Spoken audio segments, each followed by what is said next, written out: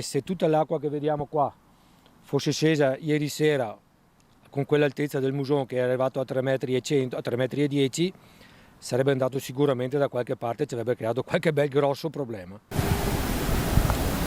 È stato fondamentale per Castelfranco Veneto e per i comuni lungo l'asta del Muson, mi viene in mente Loreggia per esempio, l'attivazione della cassa di Riese Pio X. Tira un sospiro di sollievo Castelfranco, come i comuni dell'Alta Padovana, da Loreggia al Campo San Pierese, ma anche Castello di Godego, dove fortunatamente senza causare danni in via Pagnana è esondato il Brenton, affluente del Muson.